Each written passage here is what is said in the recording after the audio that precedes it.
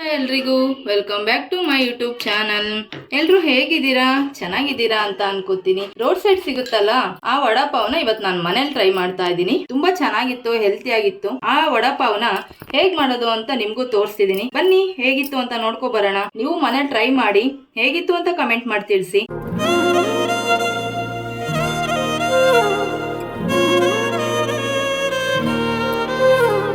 ಮೊದಲಿಗೆ ಆಲೂಗಡ್ಡೆನ ಬೇಯಿಸ್ಕೋಬೇಕು. 2 ವಿಷಲ್ ಆಲೂಗಡ್ಡೆ ಬೇಯಿಸ್ಕೊತಾ ಇದೀವಿ. ಆಲೂಗಡ್ಡೆ ಬೇಯೋದ್ರೊಳಗೆ ಗ್ರೀನ್ ಚಟ್ನಿ ರೆಡಿ ಮಾಡ್ಕೊಳ್ಳೋಣ. ಈಗ ಒಂದು ಜಾರ್ ತಗೊಂಡು ಅದಕ್ಕೆ ಕೊತ್ತಂಬರಿ ಸೊಪ್ಪು, ಹಸಿಮೆಣಸಿನಕಾಯಿ, ಶುಂಠಿ, ಬೆಳ್ಳುಳ್ಳಿ ಹಾಕೊಂಡು ರುಬ್ಕೊಂಡ್ಬಿಟ್ರೆ ಗ್ರೀನ್ ಚಟ್ನಿ ರೆಡಿ ಆಗುತ್ತೆ. ಸ್ವಲ್ಪ ಉಪ್ಪು ಹಾಕಿ ಸ್ವಲ್ಪ ನೀರು ಹಾಕಿ ಗ್ರೈಂಡ್ ಮಾಡ್ಕೊಬಿಡೋಣ. ಇವಾಗ ಆಲೂಗಡ್ಡೆ ಪಲ್ಯ ಒಗ್ಗರಣೆಗೆ ಹಸಿಮೆಣಸಿನಕಾಯಿ, ಶುಂಠಿ, ಬೆಳ್ಳುಳ್ಳಿನ ತರಿತರಿಯಾಗಿ ರುಬ್ಕೊಂತಾ ಇದ್ದೀನಿ.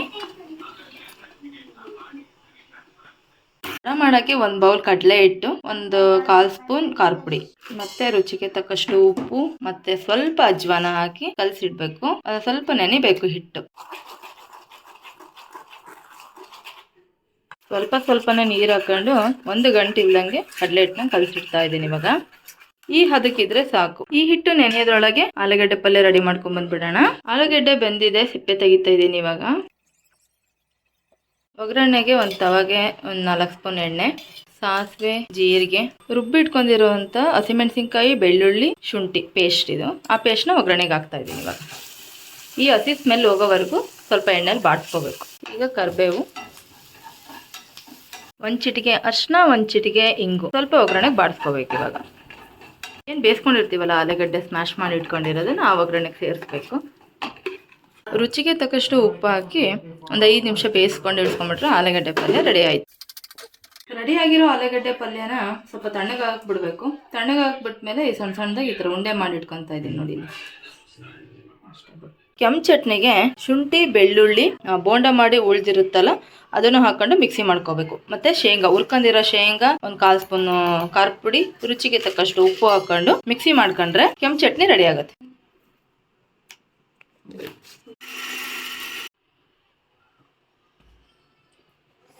ಕೆಂಪು ಚಟ್ನಿ ಮತ್ತು ಗ್ರೀನ್ ಚಟ್ನಿ ರೆಡಿಯಾಗಿದೆ. ಇವಾಗ ಆವಾಗಲೇ ನೆನೆಸಿಟ್ಕೊಂಡಂಥ ಕಡಲೆ ಹಿಟ್ಟಿಗೆ ಇವೇನು ಆಲೂಗಡ್ಡೆ ಒಂದೊಂದೇ ಉಂಡೆ ಮಾಡಿ ಇಟ್ಕೊಂಡಿದ್ವಲ್ಲ ಅದರೊಳಗೆ ಅದನ್ನು ಡಿಪ್ ಮಾಡಿ ಎಣ್ಣೆಗೆ ಹಾಕಬೇಕು. ಕಾದಿರೋಂಥ ಎಣ್ಣೆಗೆ ಹಾಕಿ ಚೆನ್ನಾಗಿ ಫ್ರೈ ಮಾಡಬೇಕು. ಒಂದು 5 ನಿಮಿಷ. ಅದು ಮೇಲಷ್ಟೇ ಬೆಂದಂಗಾಗಿರುತ್ತೆ, ಒಳಗೆ ಬೆಂದಿರಲ್ಲ. ಸೊ ಹಂಗಾಗಿ ಒಂದು 5 ನಿಮಿಷ ಸಣ್ಣ ಊರಿಲಿ ಫ್ರೈ ಮಾಡ್ಕೋಬೇಕು. ಪಾವ್ ಬನ್ ಅಂತಲೇ ಸಿಗುತ್ತೆ. ನಾವು ಈ ಥರ ಬನ್ ತಗೊಂಡಿದ್ವಿ. ಈ ಬನ್ನ ಈಗ ಮಧ್ಯಕ್ಕೆ ಹೆಚ್ಕೊಂಡು